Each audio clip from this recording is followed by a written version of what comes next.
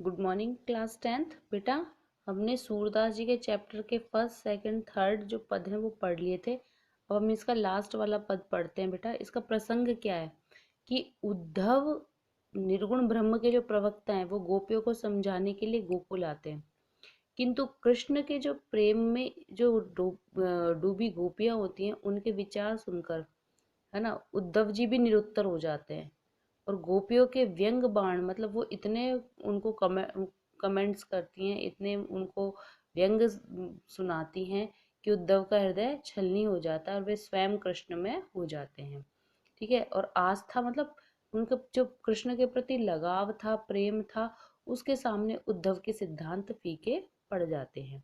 तो अभी हम पढ़ते हैं बेटा इसका लास्ट वाला ये, उधो मन माने की बात, कि गोपियाँ कहते हैं उद्धव की मन माने की बात, कि जो चीज मन को अच्छी लगती है उसी से ही संतुष्टि मिलती है। ये मन की ही बात होती है ना।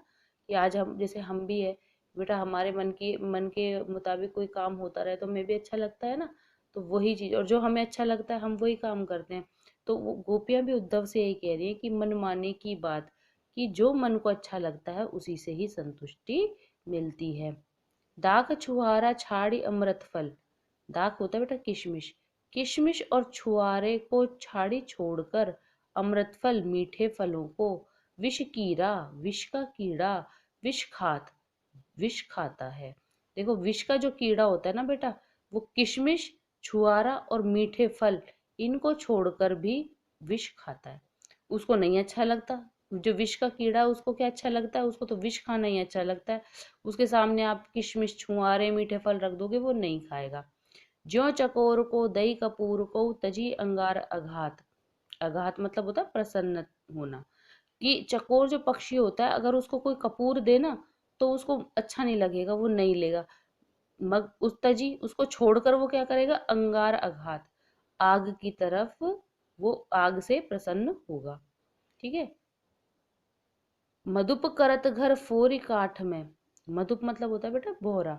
भोरे की क्या होता है कि भोरा काठ, लकड़ी को फोड़कर, काट मतलब वो फोड़ता है उसको, फिर उसमें घर बनाता है, घर करत घर बनाता है।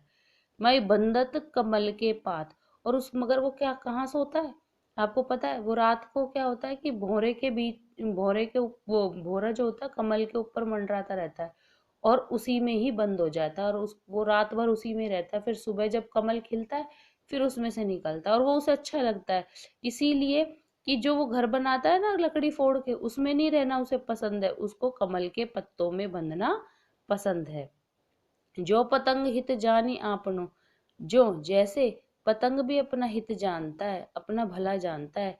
दीपक सो लपटात, और वो क्या करता है, जहाँ दीपक रोशनी होती है, दीपक होता है, उसके आसपास वो मंडराता रहता है। आपने भी देखा है ना बेटा, बारिश के समय में आपने देखा है ना कि जब हम बल्ब या कोई लाइट ऑन करते हैं उसके चारों ओर कैसे कीट पतंग से आ जाते हैं सभी, है ना।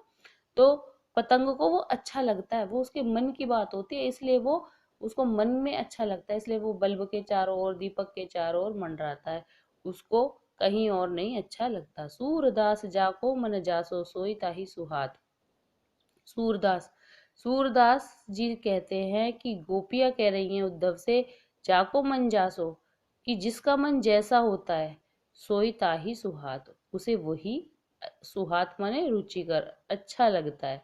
तो सूरदास जी कहते हैं, गोपियां उद्धव से कहती है कि जो जिसको अच्छा लगता है वो उसको वही सुहाता है।